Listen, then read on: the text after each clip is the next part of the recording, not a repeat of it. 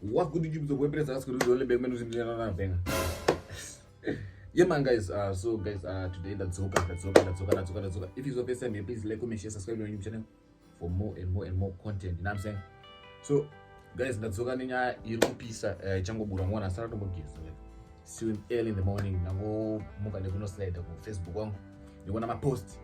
You need a blog for a living. I'm a blogger for a living. You know what I'm saying? So chese changu yangu ndimchole ndichombo dura ndombo post. Ndotombo manya kunuta zviri kuzvandaona zvisava zvablogwa nevakawanda. You know what I'm saying? Was Indo blogger for a living. You know what I'm saying? So if it's your first time, please like, comment, share, subscribe to my content.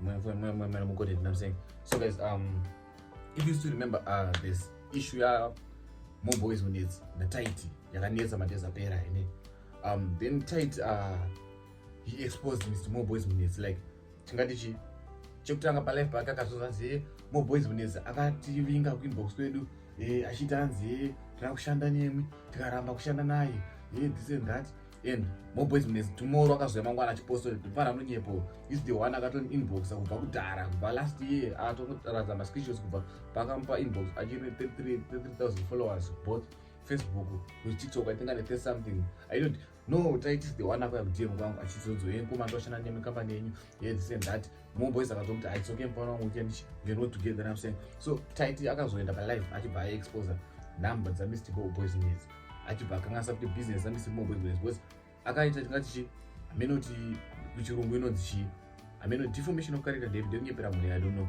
but zvakaita kuti zvichakangasa business za More boys needs More boys needs vachaona vanhu vachaonekwa vanhu vakashata unge munhu asingagoni kushanda navanhu zvakanaka. You know what I'm saying? So chekutanga chandakaona chaakabhaizenya ndakaona kuti iyi inogona police case chaichaizvo ndiyoti pangari palive aka-expose number za More boys needs like pafoni kuratidza vanhu kuti uyu More boys needs number dzake dzikamuda mufonere munomutuka like you that's abuse like ashitobvumirwa you can't display number dzemunhu pa social media unodzora vanhu aite sei. Chechitu he expose kuti number dzakatandaza maza pa social media achiratidza vanhu vanga vakuvafonera vanga live vachivatuka this and that like iyoyo abuse kai amene kuti ndo cyber bullying anoti but mental abuse you can't abuse one like in that way just because you are Tytie this and that so you can do whatever you want. You know what I'm saying? So as a phone vakuseni and he received the message achinzi pane case yaopenwa kuJohannesburg. Let's just hope kuti haasi nyati here because nyati agonomuopenera case futi because akamutorera content like zvaakamita zvachine izvozvo maybe akanomuopenera case but technically it's Mr. More boys needs because Mr. More boys needs ndokati nyaya tichaitora kumatare tizoona zvichasvika kupi. You can't go and display number dzangu social media. You can't go and portray me kuvanhu as if munhu akashata as if munhu akaipa. You know what I'm saying? Which is very bad. Ndo vakachifambira nyaya idzi sakakunzi case yafurwa kuSandton kuJohannesburg.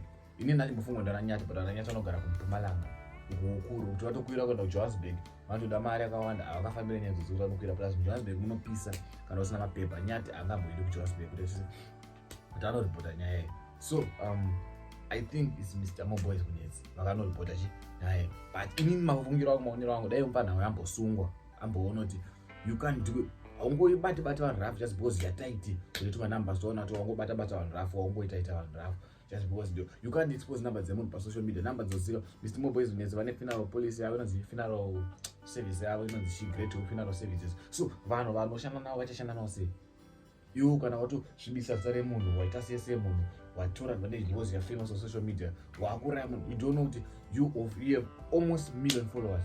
You don't know power raunaro yokuti unokwanisa kusvibisa zita remunhu kuti this one is not good. Vanhu vangani vachabva kubusiness kwake, vanhu vangani vachamuona semunhu akaipa, vanhu vangani vachatanga kuti great funeral haishandike naye zvakanaka this and that because of Tytie ataura zvakati. You can't mislead vanhu because you have numbers. That's 100% wrong. So let's just hope with Mr. More boys ndayambosungwa vanhu ndiramborara mukadzi vake because batonoita vanhu hauso mushando unoitwa nevanhu kutenga vanhu vasina kubva vanhu vakabva kumumbu lezo. That's not good. That's not good. So guys, do come around. I can't show you video that I ashitaura on Facebook because you claim me. I don't want to copyright. Last time I posted a video to about him, this and that in a nice way, but I don't want to copyright. I can't have to copyright, but I don't want to go to my skills. So I can't I can't damage my channel and my copyright attention to pay there. So I can't show you the video, but can I go and check post? Okay, let me put the screenshot up screen up. Yo, I posted it. I reported on the police. kuita report of police this and that. Go and check it out. Munoona kumessage zvaikuita, check out kuti zviunzi chii. Ndichakuratidza kuti post misimo boys minutes. I think ndoda kuisa pascription ravo. Ndachinge ndawana vachiti vachatora nyaya matare. And zvamukuona apa vakaexpose machat vachiti Tytie ndiye akanipinda kuinbox kudhara. Asina kupinda kuinbox. So ndo nyaya yekuitika guys, ndo nyaya yekupisa masisi. If it's the first time, please like, comment, share, subscribe, and channel for more and more content. You need to hit that bell and I stop on here, but I can find it. Yeah, they are to asungwa. I bet guys, thank you for watching my video. If you have enjoyed this video, please like, comment, share, subscribe, and channel for more and more content. By the way, guys, that's not good, guys. Now you can send me as my stars like on Facebook. You can send me a thing in comment section. I think no thank you button or $1 sign. Or you can join member. You go to appreciate your phone, to appreciate my work, to appreciate your go. I see your room go. So I don't know question I'm in.